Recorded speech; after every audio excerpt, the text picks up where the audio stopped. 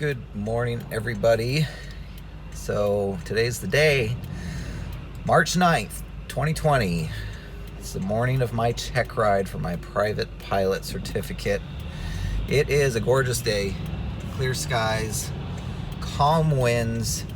I couldn't have asked for a better day, and I just hope that I'm prepared for what's to come. I've done all the preparation I can, and at this point there's just two primary things I'm worried about. The more tangible of the two being my spot landings. I'm always just worried I'm either going to fall short or float too far and miss my spot, which would end the check ride right there and then. And so I don't want to do that. But then the less tangible of the two is just not knowing the things that I don't know. And I don't know what I don't know. So I'm hoping that there will be nothing on or throughout the check ride that I don't know, or that I don't know how to find out. But that's just another concern or fear, is that there's something I don't know that I don't know, because I do know everything that I do know. I'm confident in that. So fingers crossed, and I'll let you know how it goes. Tomorrow. So that was yesterday. It is now the next day, and I am happy to say that I am officially a private pilot. This has been a day that has been coming for the better part of 20 years. I started my flight training, as you may have seen in earlier videos, back in 1999 with my dad, who has been a pilot my whole life and then some. And he started training me, and then I got a little bit more serious about my training in 2002 to 2003 when I was 17, and I soloed and was working towards my cross countries. And then, like with so many things in life, life happens, and I stopped flying and got distracted. Went on, did other things, including percussion, drum corps, ultimately cooking, and then photography, and just never had the time or money to finish out my rating and pursue flying like I always had wanted to. And so this has been a long time coming, and I'm still kind of letting it all soak in. So today what I wanted to talk about was the whole process of the check ride. Now, I want to be as helpful as possible for all of you out there looking to take your check ride. And I know it's a very almost kind of mysterious thing, a mysterious process. And it was the same for me. And I looked for as much material out there as I could possibly find to know what to expect, so I could prepare as thoroughly as possible. And I wanted to video the actual check ride and the actual oral, so that I could put that out there for you guys. And ultimately, I just couldn't bring myself to add that as a distraction for the day. And I think, knowing that, I think that's why there's so little content out there of actual check rides, because it's just something that takes literally every ounce of your mental and physical attention and energy. So adding one more element of video and audio, while we could just set it and forget it for the most part, it's just one more thing you don't want to have distract you. And so that's why I ultimately decided not to. I wouldn't say I was nervous. I was definitely anxious, because I knew my shortcomings. And there are certain things like those spot landings throughout the check ride that if you just come in a few feet short, check ride's over right there. So I'll start with the oral and just kind of talk through. I wanted to do this video today as early as possible after the check ride, because I didn't want to forget anything, and it already seems kind of like a blur. So anyway, the whole process took about 6 hours. We met at 9 a.m. at the airport, and first things first, as you probably know, it's all about paperwork. It's about going through your logbook, going through IACRG application. Once you accept and sign off that you've read the pilot Bill of Rights, then you sign your application and the exam officially begins. So we've gone through the logbook, make sure I've met all the requirements, and gone through. At that point, I also have all of my stuff. So I got there early. I got everything laid out. I got the aircraft logbook, all the engine logbooks and everything, and my flight school is great. Stark's Twin Oaks Airport here in Oregon, 7 Sierra 3. They have a lot of check rides, probably on a weekly basis, especially in the busy season. And so Bob and the team there are great about keeping the airplanes airworthy and making sure that all the logbooks are up to date and tabbed so everything is easily found.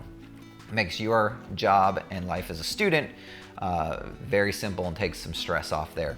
So we went through all that. He asked me, basically, again, it's like a conversation. He had me plan a flight from Twin Oaks to Medford, and we talked about how I know the airplane is airworthy. So we went through all the logs, showing just that the annual was current, the 100-hour had been completed just a few days prior. We looked at the propeller log, the engine log, the aircraft log, and all of that. I will say I was surprised throughout the whole experience that we didn't cover nearly as much as I thought we were going to cover, which is good because that means I was actually over-prepared. Just as an example, he asked me if you were to go out to the airplane right now and the magnetic compass was leaking fluid all over, could we still go on with the flight? And I said no, because the magnetic compass is one of the pieces of equipment required in all aircraft for day and nighttime flight. So that was the extent of, and my light just died. All right, sorry about that, guys. The light died, but we're good now. So where was I? He asked about the magnetic compass, and that was the only thing he asked about as far as required equipment for daytime VFR. So like the whole tomato flames that I'm sure, just like me, you've spent numerous hours trying to remember all of them. I ultimately didn't even need to recite it. Now, I'm not saying that that's going to be the case for you, and I certainly would still highly recommend you remember all those things. I even made a little cheat sheet with all, I don't have it with me on the moment. I'll put it on the screen here. I just made a cheat sheet with all acronyms that I use for everything. So you'll see the blue is for kind of operational things. The green is for checks before you go. Yellow is cautionary things. And then red is emergency. So I just put that together. I never needed it. I never pulled it out, but I had it. So a lot of things were like that, where I think, again, I'm not suggesting that this is going to be the case for you, and I would certainly recommend being over-prepared, if nothing else, like I was. But from what I have heard from other people and in my own personal experience, I'm pretty sure that, again, if you answer a question correctly and satisfactorily, they're not going to dig too much further into that hole. But if you show a possible lack of understanding in a certain section, that's when they are going to be digging deep, and you better know all of that stuff. But I think I did pretty well on the oral and didn't have any hiccups at all. So there wasn't anything he really dug deep on, just kind of skimmed the surface, with the exception, I think the things he dug the most deep on, which is what they're supposed to do, is the stuff that I missed on the written exam. So that brings us to things like, well, first of all, I'll just mention this because, it's fresh in my mind. He gave me the scenario that we're going to Medford, and actually it's me and my wife who are going for a wedding down there. And he said that my wife's rich uncle has a brand new Cirrus SR20 or 22. And, he said we could use it for the weekend and just put fuel in it. And he asked me if I would be able to take that plane. And my answer was initially, well, could I? Initially I said yes. Would I? No, because it's a completely different type of aircraft than what I'm used to flying currently. I would definitely want to receive specific training on that aircraft. But you know, he pulled up the spec sheet for that aircraft on Cirrus's website or whatever, and he said, here, just, you know, feel free to take a look at everything in the plane. It had a nice picture of the Cirrus there, and I went through all the specifications, and I saw that the horsepower is like 320 horsepower, something like that. It's over 300. So at that point, I knew that he was wanting me to talk about the specific endorsement I would need for a high-performance aircraft, and that's what I said. So I said I would not be able to take that aircraft currently because I don't have a high-performance endorsement, and I would need one. So he brought things up like that. Certain things that I had missed questions on in regards to on the written test that we kind of dug into were things about weather. So he talked about the different types of fog. Basically, he asked what type of fog that we get when it's rolling in from the west, from the Pacific, and it comes up over the hills, and told him upslope fog, and talked about thunderstorms. You know, if we saw it off to the west, 15-20 miles away, would we want to depart in that circumstance? And I said, well, we could depart. It's far, it's barely far enough away, but we wouldn't want to be going in that direction as long as we were going away from it. It was kind of ironic too, because while I don't think we had thunderstorms, we did have quite a bit of convective activity around the area yesterday, and we did see some clouds off in the distance that had some anvil tops forming and things like that. But so it was kind of a good practical application. Either way, we got through all that, went through the weather, talked a little bit about if we were down in Medford and the plane, something happened. I forget what the circumstance was, he said, but basically, let's just say the prop broke or something. I forget the circumstance he gave me. But he said the prop broke in Medford, you can't come home, and you had to get it fixed and order a new part before we could go home. He gave the circumstance that the annual had been done in March 15th of last year, and we were in Medford March 28th or whatever, the weekend of this year. And because of this this broken prop, we had to wait a few days, and the AMP was able to fix it, but by the time he was able to fix it and log it, it was like April 2nd. And he asked me if I would be, he asked me if I'd be able to fly home at that point. And I said no, because the annual was done March 15th of the previous year, which means it would need to have been completed by the end of March this year. And it can only be completed by an IA. And the IA, he said, was not available. It was just the AMP who fixed it. But so while that would have been okay if he had fixed it and we were able to depart before the end of March, since it put us into April, the annual was due, and we needed an IA to do essentially the annual. So I talked about that. He asked me, well, how would you get it back to the airport, from Medford if that were the case? And I said we could get a special flight permit from the FSDO. However, Brandy, my wife, wouldn't be able to join me, so she'd have to find her own way home. I will say that he was very efficient. And again, I'm not saying that all DPs are going to be this way, so don't count on it. But basically, he covered like what we need to cover and didn't really dive in much more to anything else.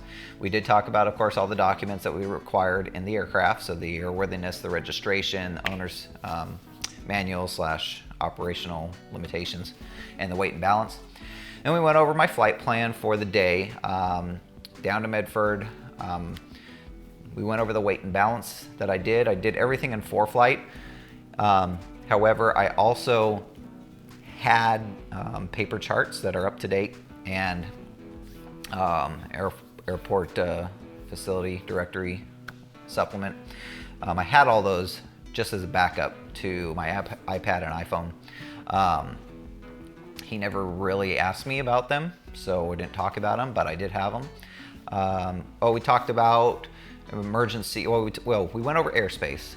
So we just talked about briefly if we were in the Class Bravo up at Seattle, what is required to operate within there. And I said direct clearance from ATC to enter the Bravo, a Mode C transponder, and ADS-B out. There were some things when I didn't quite get all of the information he was looking for, and he was really good about just kind of asking the question or supplementing the question with additional information to help me, figure out what he's looking for. So at no time was he giving me answers, but he was really good about just wording things in a way that helped prompt the answer from me, and so that was helpful. And then, so we talked about airspace, looked at a sectional. What airspace is this? What are the weather minimums for operating in that airspace? And that was about it as far as sectionals and airspace. We didn't really get too deep on everything on a sectional chart, which again, I think is due to the fact that I was just answering them correctly from the start, so he didn't feel the need to dive deeper. So if there's one piece of advice I could give you, just know your stuff so well that you can answer the first questions correctly, and chances are there won't be follow-up questions. So we talked about airspace, and we talked about emergency situations, such as if we were to have to do a forced landing out in the wilderness, what type of emergency equipment would we want to have on board? We did a situation for winter and for summer. I talked about having, food and water on board, emergency whistles, and visual, like flashlight or something to visually signal, a signaling device. I also have my Garmin GPS emergency locator.